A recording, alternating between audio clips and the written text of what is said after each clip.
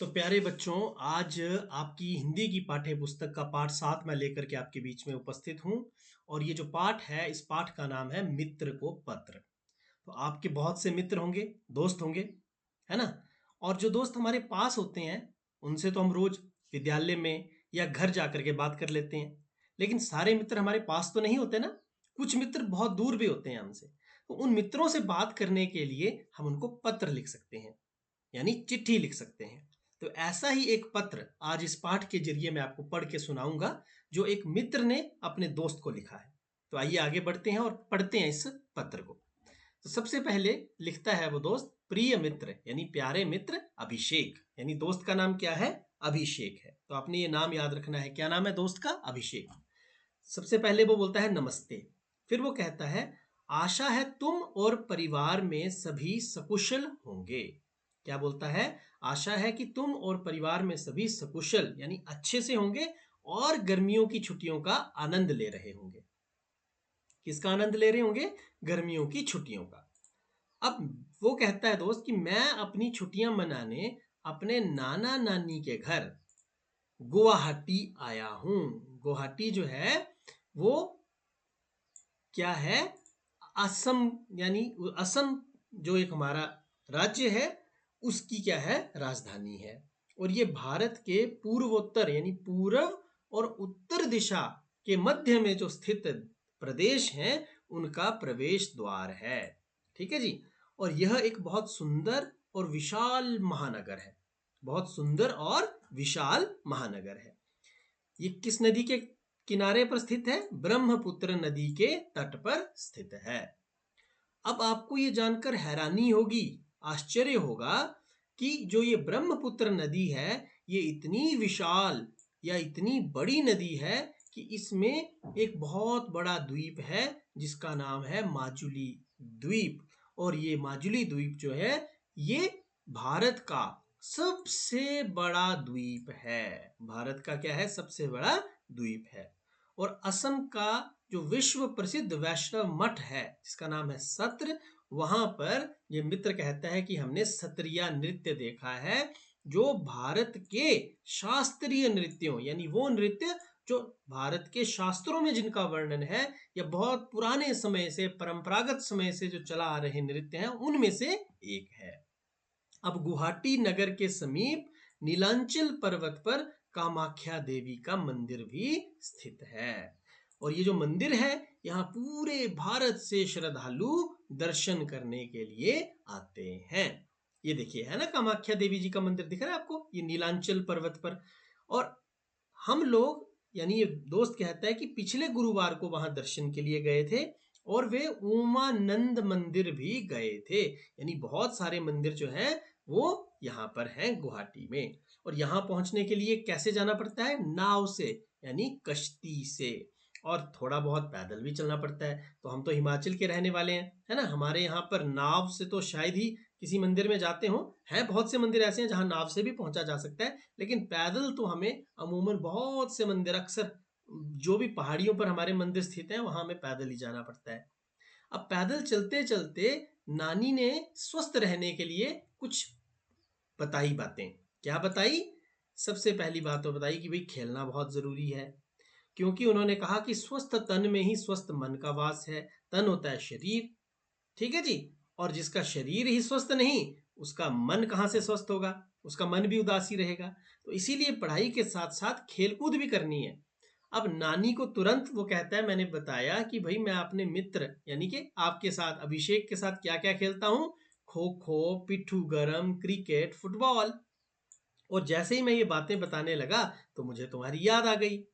अब मैं तो तुम्हें यहाँ के बहुत सारे अनुभव सुनाना चाहता हूँ। जल्द ही लौटूंगा, जैसे ही लौटूंगा तो मैं तुम्हें सुनाऊंगा। और शेष शुभ है, यानी बाकी सब बढ़िया है। अपने बड़ों को यानी माता पिता को मेरा प्रणाम, मेरी नमस्ते कहना। और ये चित्र पत्र किसने लिखा है? आगे नीचे उसने नाम लिखा है, रूपम, तुम्हारा मित्र रूपम। तो ये पत्र रूपम ने अभिषेक को लिखा है। तो आइए आगे बढ़ते हैं। इस पत्र में हमें बहुत कुछ जानकारियां जो है, वो गुवाहाटी और असम के बारे में, और ब्रह्मपुत्र नदी के बारे में, कामाख्या मंदिर के बारे में जो है वो जानने को मिली है। चलिए आगे बढ़ते हैं। बातचीत करते हैं पहले। रूपम ने किसे पत्र लिखा और उसमें क्या लिखा? तो हमें मालूम है रूपम ने पत्र लिखा है अपने मित्र अभिषेक को, और उसमें अपनी गर्मी की छुट्टियों में वो क्या कुछ कर रहा है, असम के गुवाहाटी में किस तरह से वो घूम रहा है, कहाँ कहाँ जा रहा है, वो सारी बातें लिखी हैं। अब पत्र के अनुसार रूपम अपनी गर्मी की छुट्टियां बिताने कहाँ गया हुआ है? तो भाई पत्र के अनुसार तो रूपम कहाँ गया है? गुवाहाटी गया है। और आप अपनी गर्मी की छुट्टियां बिताने के लिए कहाँ जाते हैं? मैं तो अपनी हमें हमारे तो सर्दियों के स्कूल है, तो मैं तो सर्दियों की छुट्टियां बिताने के लिए कभी गुजरात चला जाता हूँ, कभी मध्य प्रदेश चला जाता हूँ, कभी पंजाब चला जाता हूँ, कभी जो मेरे जिला का मुख्यालय है चंबा वहाँ चला जाता हूँ। आप कहाँ जाते हैं? आपको भी बताना है। अगर आपको गर्मी की छुट्टियां पड़ती हैं तो आप गर्मी की छुट्टियों में कहाँ जाते हैं वो बताएं। यदि सर्दियों की पड़ती हैं तो आप ये बताएं कि आप सर्दियों की छुट्टियों में कहाँ जाते हैं। अगला है कि शारीरिक श्रम के बारे में, मेहनत करने के बारे में, व्यायाम करने के बारे में रूपम की नानी ने उन्हें क्या सलाह दी? तो नानी जी ने उन्हें क्या बताया कि पढ़ने के साथ साथ खेलना भी जरूरी है, क्योंकि स्वस्थ तन में ही स्वस्थ मन का वास होता है। चलिए अब आगे कुछ अभ्यास के प्रश्नों की ओर आगे बढ़ते हैं और उन्हें हल करने का प्रयास करते हुए आगे बढ़ते हैं। चलिए, तो सबसे पहला प्रश्न है, इस पत्र से गुवाहाटी नगर के बारे में आपको क्या क्या जानकारी मिली? तो सबसे पहले हमें यह पता चला कि गुवाहाटी को भारत के पूर्वोत्तर प्रदेशों का प्रवेश द्वार कहा जाता है। ये एक सुंदर महानगर है जो ब्रह्मपुत्र नदी के किनारे पर तट पर स्थित है। दूसरा प्रश्न था, शारीरिक श्रम क्यों आवश्यक है? क्या आप कोई प्रतिदिन शारीरिक श्रम करते हैं? तो शारीरिक श्रम का मतलब होता है अपने शरीर से कोई ना कोई काम करना, जैसे खेतों में काम कर लिया, पशुओं का काम कर लिया, पानी भर दिया, इस तरह का काम, घर की साफ सफाई कर ली।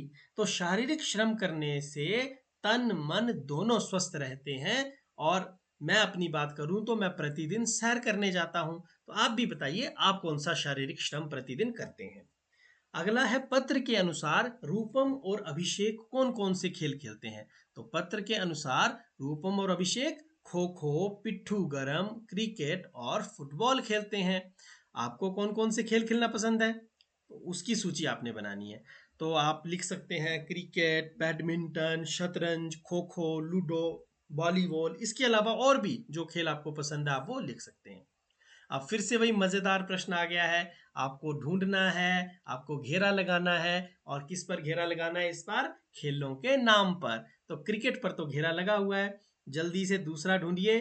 दूसरा है फुटबॉल। बिल्कुल सही। अब इसके बाद गिल्ली डंडा भी मिल गया, हॉकी भी मिल गया होगा कई बच्चों को। एक बच्चे ने वॉलीबॉल भी ढूंढ लिया होगा। मुझे तो अब खो खो दिख रहा है, लेकिन खो खो से पहले पिट्ठू भी मुझे दिख रहा है, फिर अब खो खो दिख रहा है। तो ये सारे के सारे खेल मैंने तो ढूंढ लिए। अब आप भी ढूंढने की कोशिश कीजिए कि और कोई खेल भी आपको मिलता है या यही खेल मिलते हैं। ठीक है जी। चलिए अब आगे चलते हैं। और आगे है कि आपके घर या विद्यालय में कोई अन्य खेल भी खेले जाते हैं? हाँ जी। एक तो पकड़म पकड़ाई है, छुपन छुपाई है, शतरंज है, और दौड़ भी लगाते हैं हम, है ना, एक दूसरे को पकड़ते हैं, क्या है, दौड़ दौड़ लगाते हैं। इसके बाद जो पत्र में त्र और श्र संयुक्त अक्षरों का प्रयोग किया गया है। संयुक्त अक्षर पता कौन से होते हैं? जो दो अक्षरों के मेल से बनते हैं।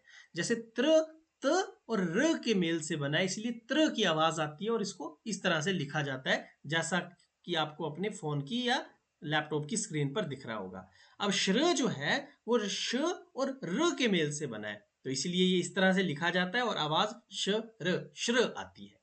अब इसी तरीके के कुछ संयुक्त अक्षरों को या अक्षरों वाले शब्दों को आपने जो है वो यहाँ पर लिखना है। आप अपनी सोच से भी लिख सकते हैं और इसको आगे बढ़ा सकते हैं। जैसे शास्त्रीय, त्र आ गया ना, शास्त्रीय। कौन सा शास्त्रीय नृत्य देखा था? आप बताइए बताइए कमेंट बॉक्स में। सत्रिय नृत्य, जी हाँ। अब आगे है त्रिभुज, तीन भुजाओं वाली आकृति गणित में आपने पढ़ी होगी। और त्रिशूल आपने मंदिरों में देखी होगी। श्र में आ गया श्रोता, यानी सुनने वाला। श्रद्धा, श्रद्धा से मंदिर जाते हैं ना। श्रद्धालु, जिसमें श्रद्धा है वो श्रद्धालु है। और आश्रय, किसी को सहारा देना, आश्रय। आगे चलते हैं। अब शब्द की लड़ी बनानी है। जैसे घर में अंतिम वर्ण कौन सा है? र, और र से अगला बन गया रस्सी। अब इसमें कौन सा है अंतिम? स से बनाइए सांप, इसमें प से बनाइए पायल, इसमें ल से बनाइए लड़की, अब इसमें क और क से बन जाएगा कमल। इस लड़ी को खींचते जाइए भाई, खींचते जाइए जितना आप खींच सकते हैं, 1 पेज 2 पेज 3 पेज, जब तक आप थक नहीं जाते आप करिए। और फिर अपने गुरुजी को और अपने माता पिता को जरूर दिखाइएगा।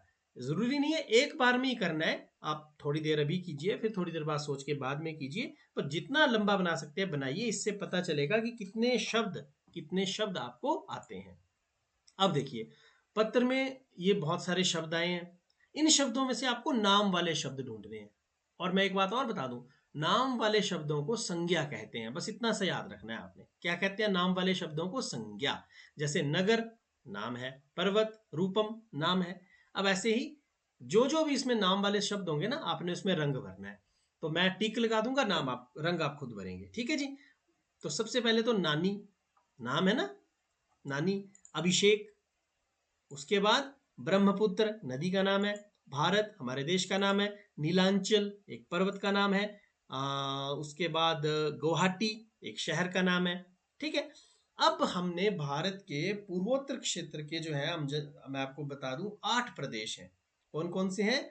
असम, मिजोरम, मेघालय, अरुणाचल प्रदेश, मणिपुर, नागालैंड, सिक्किम और त्रिपुरा। अब इन पूर्वोत्तर प्रदेशों की कुछ विशेषताओं पर, कुछ रोचक तथ्यों पर मैं आपसे बात करना चाहता हूं। ये आपने सिर्फ सुनना है और समझना है, जितना याद रख सकेंगे आप उतना अच्छा है। जो याद नहीं रहेगा उसको दोबारा से वीडियो को देख करके आप पढ़ और सुन और समझ सकते हैं।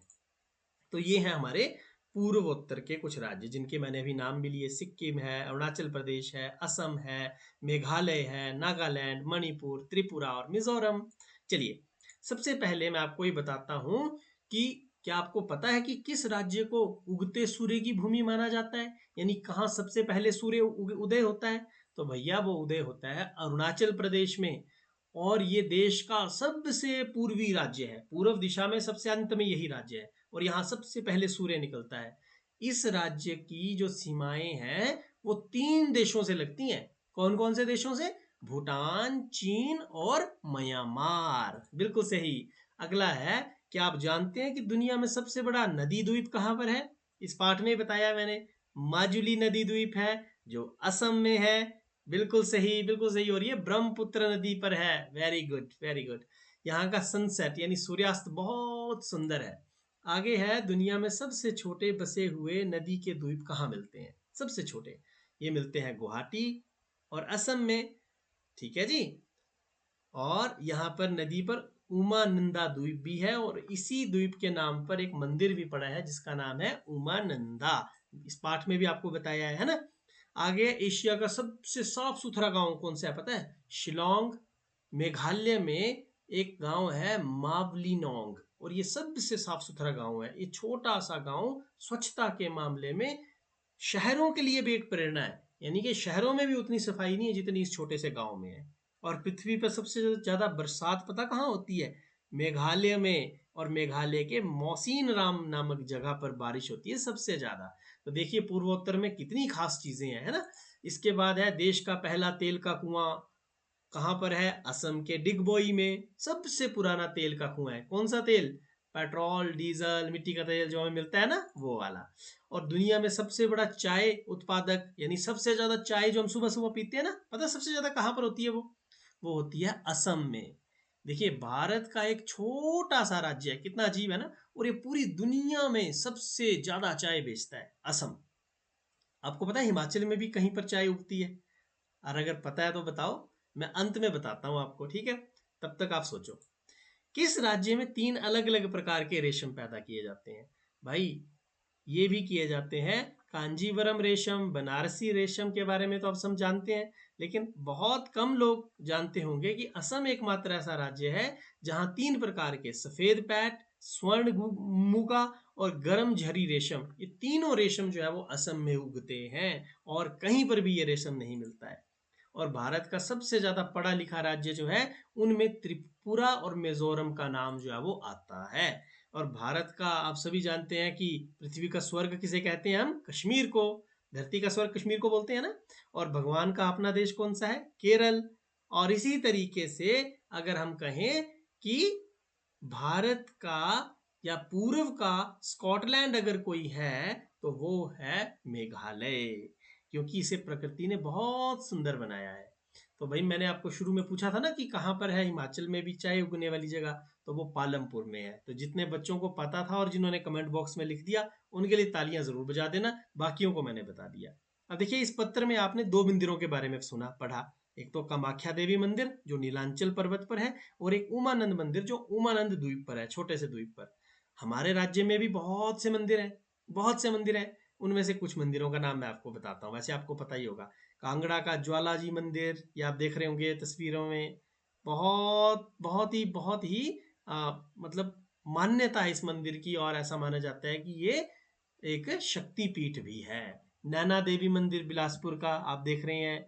जाखू में भगवान बजरंगबली की, हनुमान जी की बहुत बड़ी प्रतिमा है, मूर्ति है, वो एक बहुत ही प्रसिद्ध मंदिर है। और कुल्लू का बिजली महादेव मंदिर, उसे कौन भूल सकता है, जहां एक निश्चित अंतराल के बाद आसमानी बिजली जो है वो मंदिर पर पड़ती है, लेकिन मंदिर को कोई भी नुकसान नहीं होता। इसीलिए वहां पर जो मंदिर की शिवलिंग है उसे बिजली महादेव के नाम से जाना जाता है।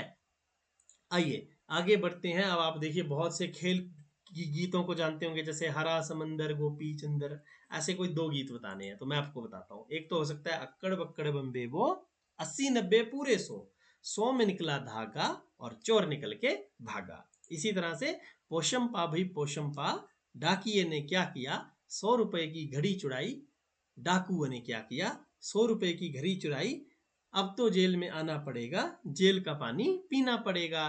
तो यहाँ पर डाकुओं आएगा। ठीक है बच्चों।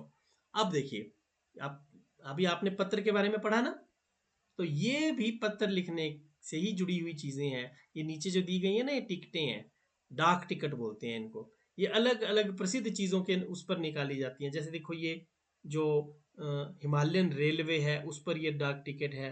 ये हमारे देश के राष्ट्र ध्वज पर टिकट है। ये देखिए भारत के शास्त्रीय नृत्य पर एक टिकट है। और ये एक ब्लू मैगपाई, नीलकंठ एक पक्षी है, उस पक्षी पर जो है वो टिकट निकली है। ये इसके साथ साथ देखिए पोस्ट कार्ड है यहाँ पर, और डाक के लिफाफे भी हैं। इन्हीं लिफाफों में, इन पोस्ट कार्डों पर पुराने समय में जो है वो क्या है, अपनी चिट्ठी लिख करके डाली जाती थी। आजकल तो आप सभी जानते हैं मोबाइल का ज़माना है, फेसबुक व्हाट्सएप का ज़माना है, तो इस पर ही हम अपना संदेश लिख देते हैं। लेकिन फिर भी इस स्वर्णिम संदेश के इतिहास को भी हमें जानना चाहिए और इसका भी आनंद लेना चाहिए। इसी के साथ ये पाठ हमारा समाप्त हो गया। मुझे विश्वास है कि आज के पाठ में आपने बहुत सी नई बातें सीखी होंगी, बहुत आनंद आपको आया होगा। और यदि आपको आज का पाठ अच्छा लगा है, आनंद आया है, तो ज़रूर कमेंट बॉक्स में बताएं। आपसे फिर मुलाकात होगी कब, अगले पाठ के साथ। तब तक के लिए नमस्कार, धन्यवाद और जय हिंद।